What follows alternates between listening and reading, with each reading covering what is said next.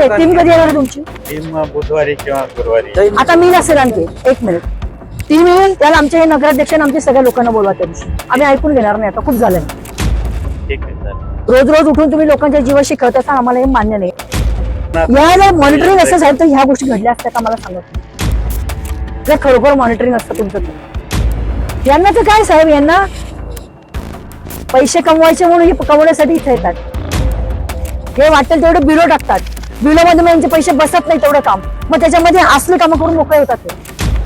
पण structure audit करायचं त्यांना सोडू नका आणि त्यांना कोर्टात खेचावे पडले तर आपल्याला जाता येतं डिपार्टमेंटला कोर्टात खेचा यांना. दीड फूट बाहेर आलेल्या कंप्लीट द्राक्षाला ऑडिट करायला लावला तात्पुरत्या उपाययोजना साहेब मी तुम्हाला सांगते टीम कधी येणार तुमची? टीम बुधवारी किंवा गुरुवारी. आता मी नसेल आणखी एक मिनिट टीम येईल त्याला आमच्या हे नगराध्यक्ष आणि आमच्या सगळ्या लोकांना बोलवा त्या दिवशी. आम्ही ऐकून घेणार नाही आता खूप झालंय. ठीक आहे चालेल. रोज रोज उठून तुम्ही लोकांच्या जीवाशी खेळत असता आम्हाला हे मान्य नाही. एक तर पहिली गोष्ट साहेब तुम्हाला यांच्यावर पूर्ण मॉनिटरिंग आपलं पाहिजे. ठीक आहे. आपले इंजिनियर तुमचे करतात काय जे काय असेल नसेल तुमची इतर टीम असली पाहिजे याचं काम चालू असताना. पूर्ण या जर मॉनिटरिंग असं साहेब तर ह्या गोष्टी घडल्या असत्या का मला सांगा तुम्ही जर खरोखर मॉनिटरिंग असतं तुमचं तर. यांना तर काय साहेब यांना पैसे कमवायचे म्हणून हे कमवण्यासाठी इथे येतात. हे वाटेल तेवढे बिलो टाकतात. बिलोमध्ये मग यांचे पैसे बसत नाही तेवढं काम मग त्याच्यामध्ये असले कामं करून मोकळे होतात ते.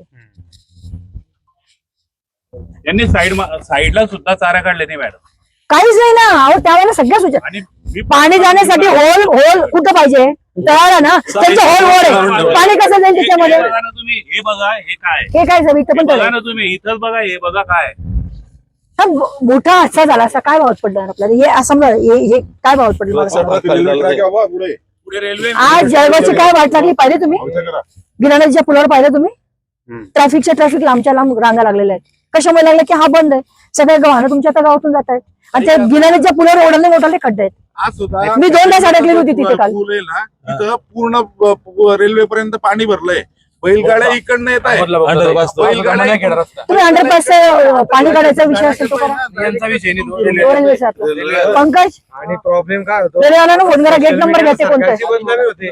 तुमच्याकडे भेटायला येणं म्हणजे जरा अर्धा दिवस जातो भेटत नाही. नाही साहेब भेटत लोक जसं आहे बघा चुका झाल्या त्याच्यापासून आपल्याला पळायचं नाहीये. आपल्याला फेस करायचंय. डापुरीवर गेले ना साईडचे पत्र दिलं होतं त्याच्यानंतर टीम आली होती. सगळी टीम येऊन सगळं करून गेली आणि पहिल्याच पावसात जर धसत असेल तर माझं याच्याविषयी काय बोलणार आहे? आता पण 4 दिवस झाले याला सगळं बंद यायला तयार नाही. नाही. टीम आता पण रिपोर्ट पाठवला ना त्याचा. टीम 3-4 दिवसात येऊन जाईल त्याची काय अडचण नाही ना. पण स्ट्रक्चर ऑडिट करायचं त्यांना सोडू नका आणि त्यांना कोर्टात खेचावे पडले तर आपल्याला जाता येतं डिपार्टमेंटला कोर्टात खेचा यांना.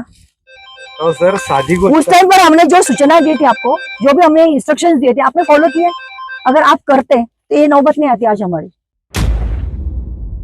तर म्हणजे हे काम चालू असताना त्यावेळेला मी जेव्हा व्हिजिट केली होती त्यावेळेला मी कॉन्ट्रॅक्टरला सगळ्या सूचना पण केल्या होत्या. त्यावेळेला आपले NH चे सगळे अधिकारी माझ्यासोबत होते. एक एक गोष्टीचं आम्ही त्या ठिकाणी कॅल्क्युलेशन केलं होतं की ह्या ठिकाणी अशी परिस्थिती होऊ शकते. सरळ दिसतं की खडी दिसते तिथं पेपर्स लावलेले दिसत आहेत तर त्याच्यामध्ये आम्ही दुरुस्त करून टाकू. मला असं वाटतं कुठल्याही प्रकारची काळजी कॉन्ट्रॅक्टरने ह्या कामामध्ये घेतलेली नाहीये. मला प्रशासनाला पण मी हीच विनंती केली होती की मॉनिटरिंग आपलं असतं तर आपलं मॉनिटरिंग त्या वेळेला जर झालं असतं तर कदाचित ही वेळ आज आपल्यावर आली नसती. आज या पुलाची परिस्थिती बघल्यानंतर अतिशय भयानक आहे. खाली रेल्वे आहे त्याच्यावर हा ब्रिज आहे.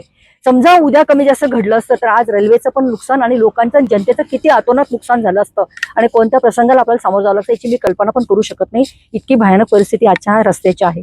आता ह्या संदर्भामध्ये वर आपण डिपार्टमेंटला कळवलेलं पण आहे.